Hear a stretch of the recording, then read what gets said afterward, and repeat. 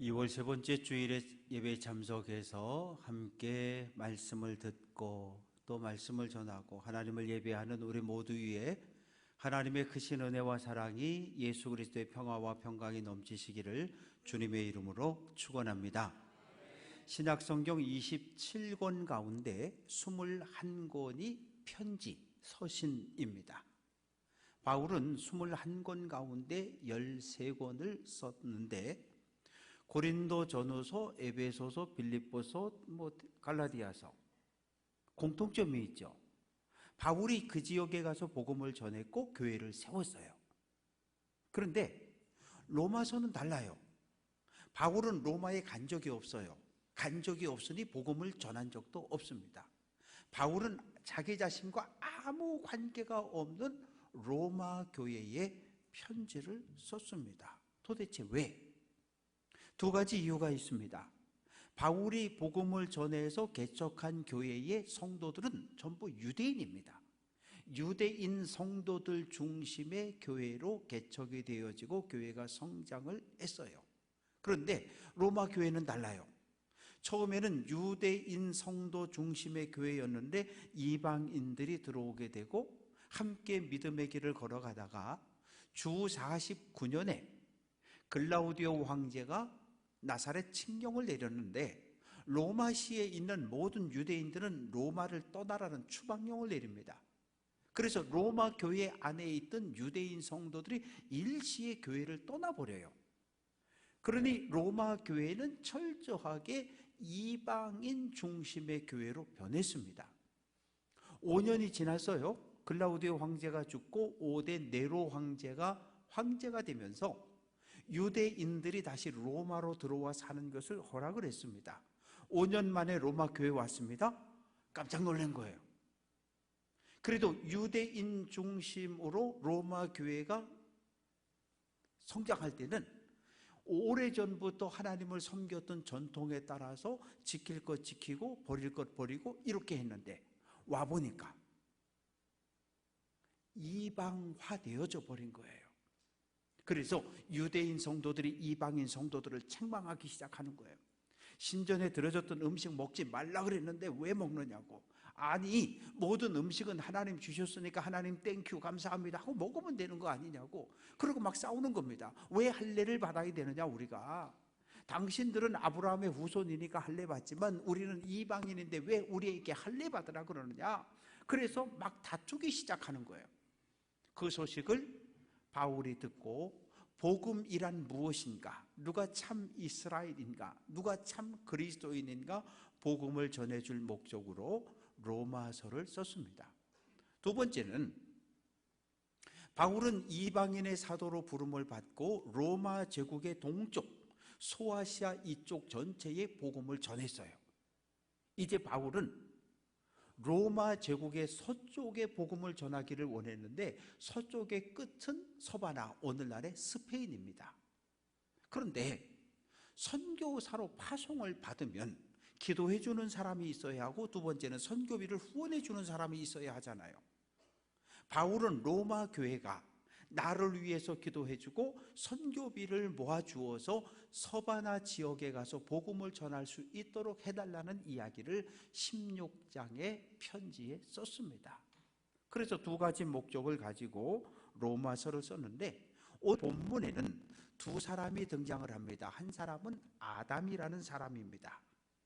하나님의 형상대로 창조되었고 에덴 동산에서 살았습니다. 에덴, 즐겁다, 기쁘다. 천국이고 낙원입니다. 하나님이 계셨고 아담과 하와도 있었고 나무도 있었고 짐승들도 있었고 모두가 행복한 것. 부족함이 전혀 없는 에덴 동산에 죄가 시작이 되어졌습니다. 죄가 무엇입니까? 성경은 하나님 말씀의 불순종을 죄라고 말합니다. 창세기 2장 17절 아담아 예 하나님 선악을 알게 하는 나무의 열매는 따먹지 말아라. 따먹으면 너 반드시 죽는다. 예.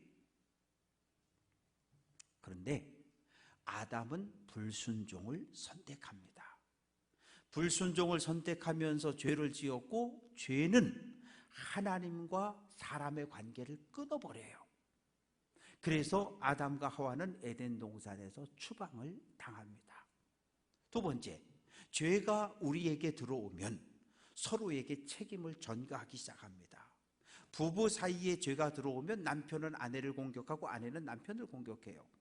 가정에 들어오면 자녀는 부모를 원망하고 부모는 자녀들을 원망합니다.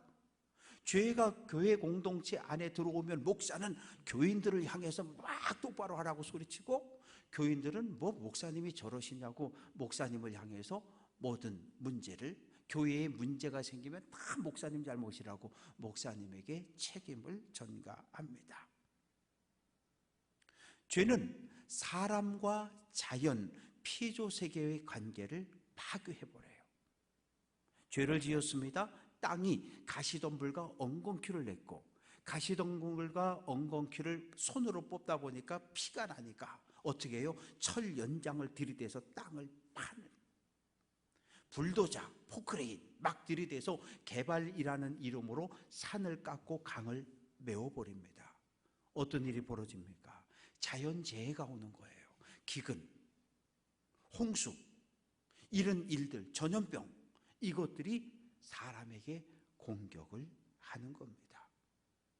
죄가 우리에게 들어오면 몸과 영혼이, 육체와 정신이 파괴됩니다. 성경에 보면 악한 영, 귀신 들린 사람들의 이야기가 나오잖아요. 왜 그랬습니까? 육체와 영혼이 분리되어서 귀신이 들어와 그 사람의 정신을 사로잡기 때문입니다. 아담 한 사람의 범죄는 오고 오는 후손들에게 나쁜 영향을 미칩니다. 또 한 사람 소개하는데 예수 그리스도입니다. 예수님은 누구십니까? 사람 몸을 입고 이 땅에 오신 하나님이 예수님이시지요. 하나님이 왜 하늘에 계시지 사람 몸을 입고 이 땅에 오셨을까요? 마태복음 1장 21절은 예수는 자기 백성을 그들의 죄에서 구원할 자다, 이렇게 말씀하셔요. 그러면 자기 백성 우리를 죄에서 건져내야 되는데, 구원해내야 하는데, 구원의 방법은 무엇입니까? 골고다 언덕에 세워진 십자가입니다. 저의 죄를 대신 지고, 우리의 죄, 인류의 모든 죄를 대신 지고 예수님은 골고다 언덕에 세워진 십자가에 못 박혔습니다. 십자가는 우리를 향한 하나님의 사랑이에요. 주 예수를 믿어라, 그리하면 너와 내 집이 구원을 얻는다고 말합니다. 우리는 예수님을 내 인생의 주인으로, 구원자로 영접해서 하나님의 백성이 된 줄로 믿습니다. 교회에서 구원받았다는 말을 참 자주 해요. 옛날 불렀던 찬양이죠. 나 구원받았네, 너 구원받았네, 우리 구원받았네. 구원받았다는 말은 무엇입니까? 구원받았다고 하는 단어의 의미를 정확하게 이해해야 돼요. 야곱의 자손들이 애굽에서 노예로 살았습니다. 바로의 통치를 받아서요, 아침부터 저녁까지 하루 종일 중노동에 시달렸어요. 바로는 이 히브리인의 숫자가 늘어나는 것을 원하지 않았기 때문에 나중에는 남자아이가 태어나면 나일강에 던져 죽이라는 명령을 내립니다. 그래서 어떻게 합니까? 하나님께 울부짖잖아요. 하나님께 부르짖잖아요. 하나님께서 기도를 들으시고 모세를 보내주셨습니다. 모세의 인도를 받아서 애굽을 탈출하는데 홍해를 건넜어요. 하나님이 홍해를 갈라버리셨어요. 홍해를 건넜다는 것은 다시 애굽으로 돌아오지 않겠다는 거예요. 왜? 홍해는 국경선이기 때문에.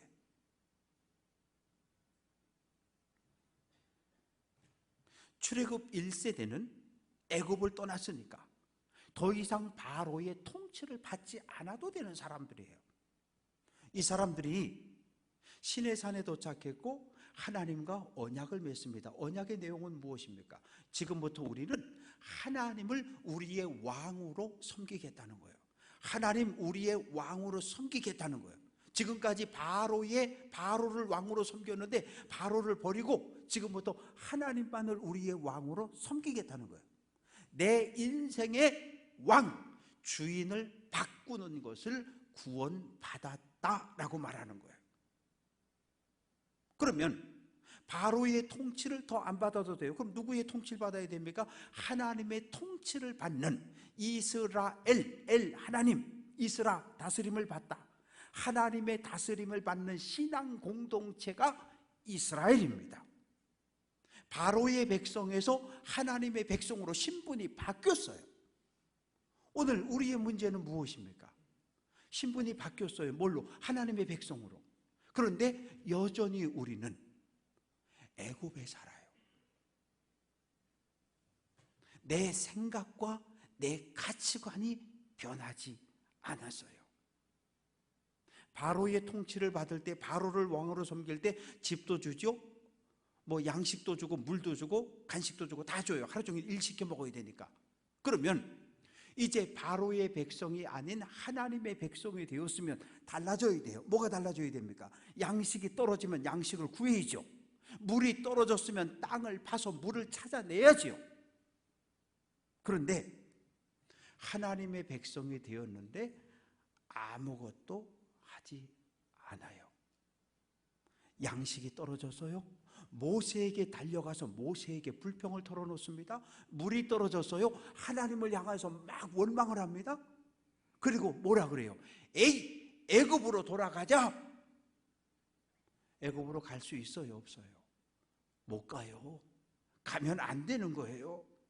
하나님의 백성이 됐으면 인생의 가치관, 삶의 방법, 인생의 목표가 바뀌어야 돼요. 그런데 오늘 우리의 문제는 신분은 하나님의 백성인데 우리의 속은 변하지 않은 여전히 옛사람의 모습으로 살아가고 있습니다. 12절, 한 사람으로 말미암아 죄가 세상에 들어왔고 죄로 말미암아 사망이 들어왔다고 말합니다. 한 사람은 대단히 중요해요. 지난 주일날 12일날 새벽 1시 23분경 평창 대관령에서 그랜저 차량 한 대가 중앙선을 넘어서 가드레일을 들이받고 화재가 나서 전소됐어요. 소방관들이 불을 끄고 나니까 거기에 대학생 5명이 죽어 있습니다. 예수를 잘 믿었느냐, 선한 일을 많이 했느냐, 아무 상관이 없어요. 그 그랜저 차량에 탔다는 한 가지 이유로 죽음을 맞이한 거예요. 분명 내가 원했던 때, 원했던 장소에서 원했던 죽음을 맞이한 건 아니었어요. 누구를 원망합니까? 단 한 사람, 운전자가 정신을 차리고 살살살살 운전을 해서 갔더라면 한 사람의 역할은 대단히 중요합니다. 아담은 창세기 1장 27절 보니까 하나님의 형상대로 창조되었다라고 말합니다. 하나님의 형상을 가졌다는 것은 하나님의 말씀을 듣고 하나님의 말씀에 순종하는 하나님 백성으로 살아가야 한다는 말이에요. 그러나 인류의 첫사람 아담은 하나님 말씀에 불순종을 선택했고 범죄함으로 하나님의 형상을 잃어버렸어요. 죄가 우리 안에 들어오면 하나님의 형상이 파괴되고 깨지고 사라지는 거예요. 하나님의 형상을 잃어버렸을 때 우리는 영적 죽음이라고 말합니다. 12절, 모든 사람이 죄를 지었으므로 사망이 모든 사람에게 이르렀다고 말합니다. 지금은 없어요. 폐지됐습니다. 연자죄라는 법이 있어서요. 연자죄. 할아버지가 빨치산이었어요. 그러면 그 자녀들, 손주들은 절대로 공무원 시험에 치를 수가 없어요. 군대 가도 절대로 장교로 진급을 시켜주지 않았어요. 왜? 할아버지, 조상 한 사람의 죗값을 핏줄 가족 전체에게 연대 책임을 물었던 무서운 법이 연자죄라고 하는 법입니다. 그러면 오늘 우리는 어떻습니까? 예레미야 31장 30절, 누구나 자기의 죄악으로 말미암아 죽는다. 아담은 아담이 지은 죄로 인해서 죽음을 맞이했고 오늘 이 시대를 살아가는 우리들은 우리가 지은 죄 때문에 하나님의 심판을 받고 죽음을 맞이하는 겁니다. 아담 때부터 모세 시대까지, 그리고 오늘 우리들도 죄를 짓습니다. 그런데 우리가 죄를 지었다고 누가 이야기를 합니까? 누가 판정을 합니까? 율법입니다.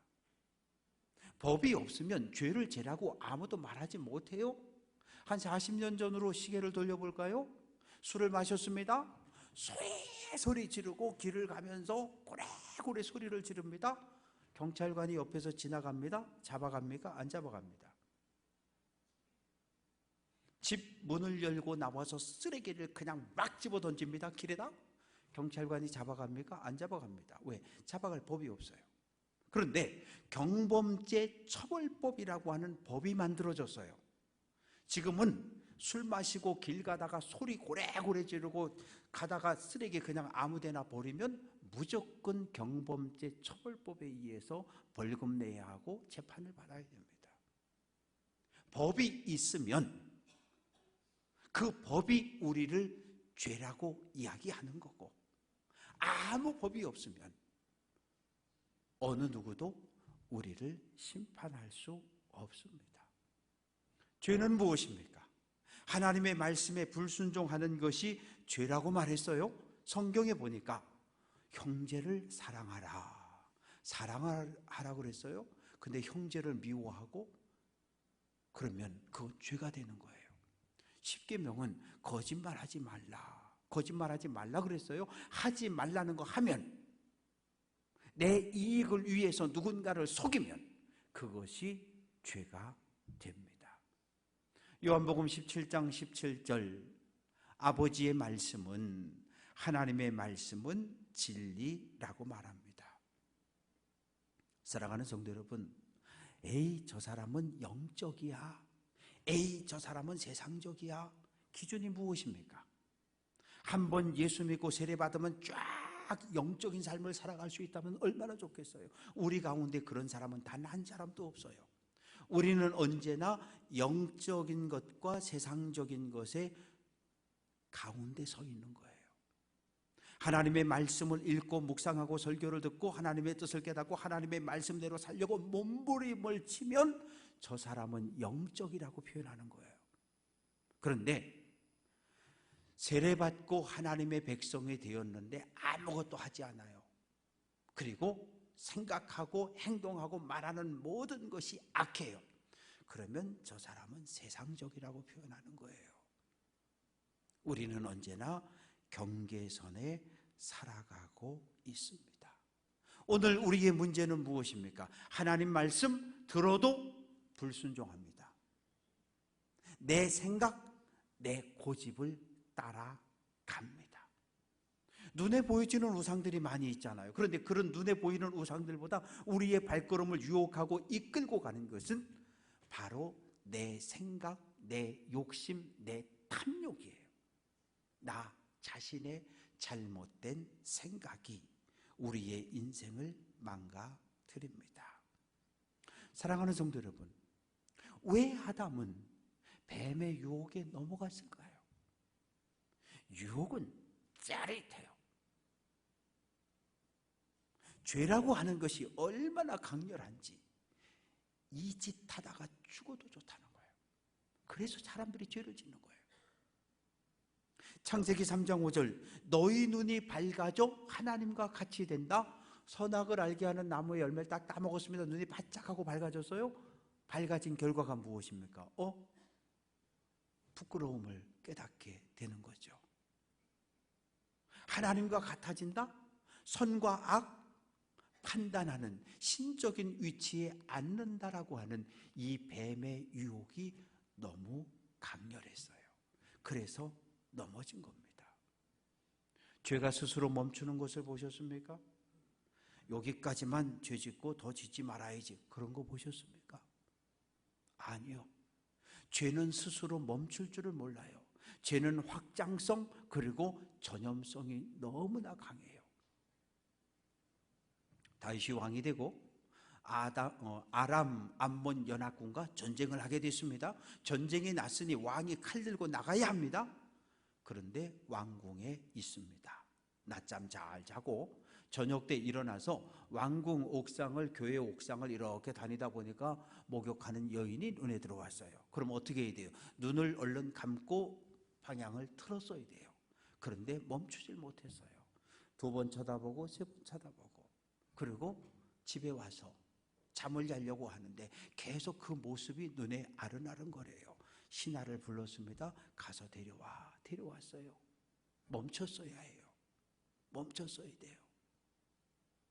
같이 잠을 잡니다. 회개했어야 해요. 임신했다는 소식을 듣고 남편이 누군지 확인해 봤더니 지금 아람 암몬 연합군과 싸우고 있는 우리야라고 하는 장군입니다. 목숨 걸고 민족을 위해 왕에게 충성하는 장군입니다. 불러요. 특별 휴가를 줘서 술을 먹여서 집에 내려가서 아내하고 동침하도록. 그러나 아내에게 가지 않습니다. 어떻게 합니까? 편지를 써서 보내잖아요. 우리야 장군을 전쟁이 가장 극심한 곳 맨 앞에 세우고 병력을 싹 빼라는 거예요. 어떻게 됐어요? 결국 죽었어요.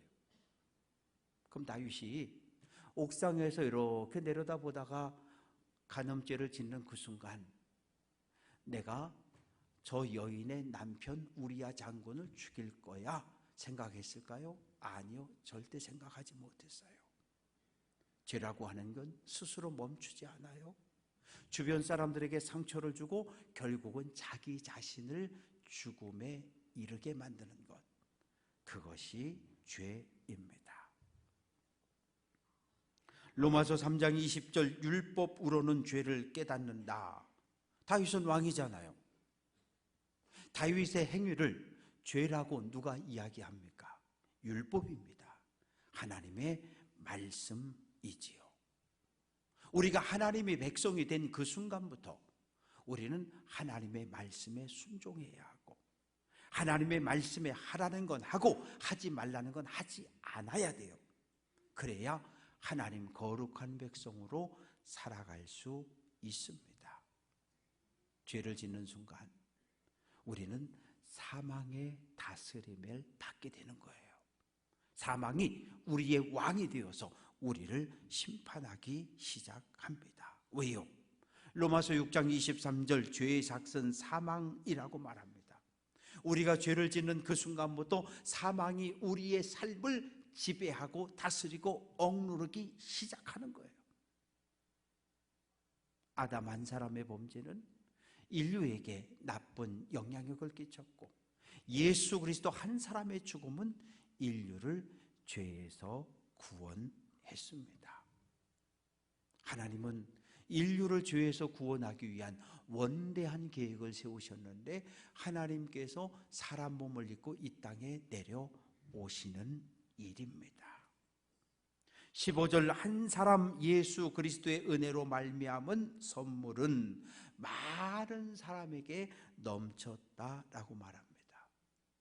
십자가, 하나님의 사랑법입니다.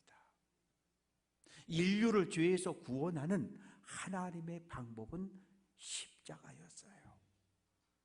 예수님 겟세마네 동산에 올라갔습니다.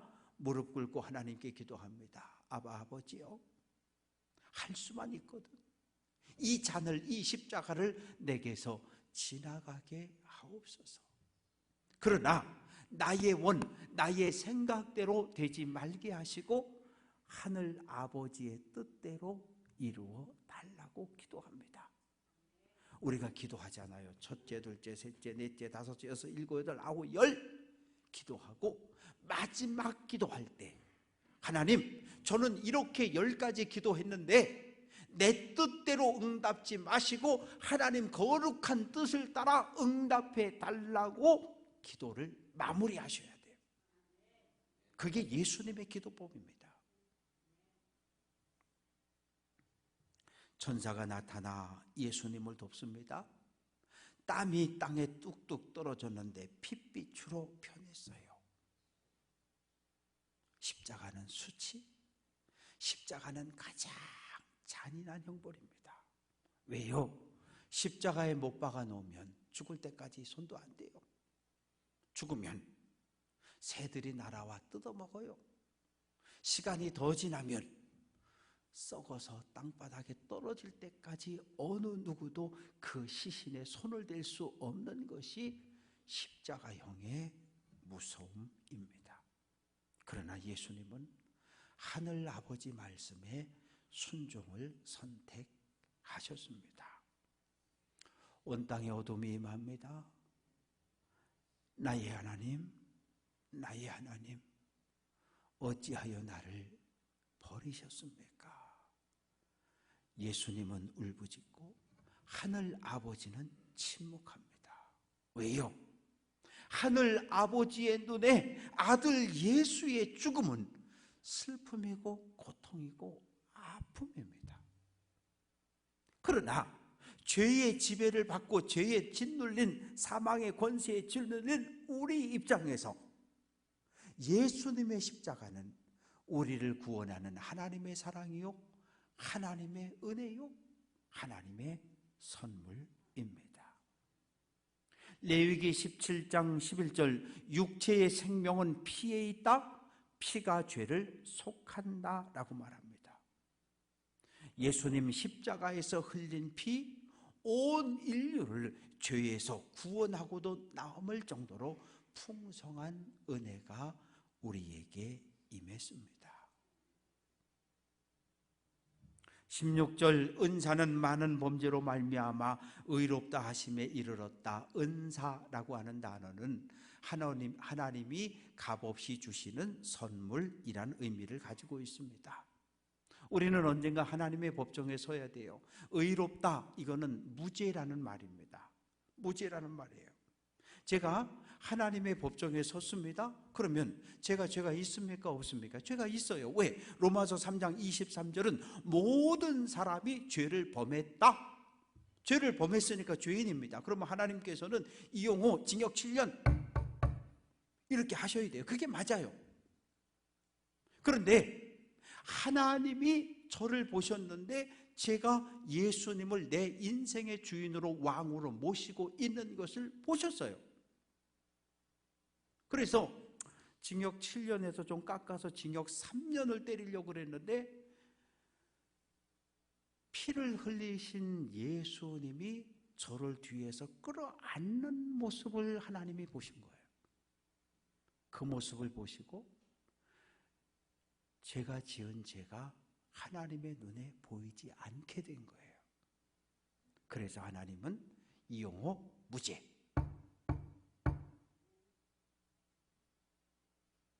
제가 죄를 짓지 않아서 하나님이 저에게 무죄, 의롭다고 선고하신 게 아니라 제가 예수님을 내 인생의 주인으로, 왕으로 고백했기 때문에 십자가에 죽은 예수님의 피 흘리신 예수님이 저를 감싸 안았기 때문에 하나님은 저를 벌 주실 수 없었던 거예요.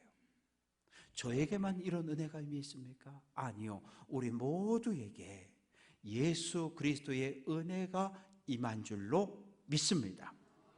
사랑하는 성도 여러분, 예수님의 피 때문에 저는 하나님과 관계를 회복했습니다. 죄사함을 받았고 영생을 얻었고 하나님의 생명, 하나님의 형상을 회복했습니다. 그러면 이제 어떻게 살아야 할까요? 하나님의 백성답게 거룩한 믿음의 길을 달려가는 성도 되시기를 주님의 이름으로 축원합니다.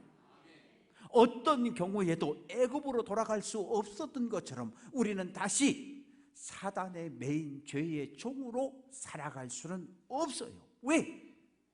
과거와 단절하고 예수님에게 새로운 생명으로 접붙임을 받았기 때문입니다. 예수님 내 인생의 왕으로 모셨으니 하나님 나라 들어가는 그날까지 좌로도 우로도 치우치지 말고 믿음의 길을 잘 달려갈 수 있는 귀한 성도들 될 수 있기를 주님의 이름으로 축원합니다. 하나님의 사랑 받았습니다. 은혜 받았습니다. 뭐 해야 할까요? 받은 사랑과 은혜를 세상에 흘려보내서 하나님 앞에 서는 그날 잘했다, 충성된 종이라고 땅끝까지 복음을 전함으로 하나님 앞에 칭찬받는 귀한 성도들 될 수 있기를 주님의 이름으로 축원합니다. 기도합니다.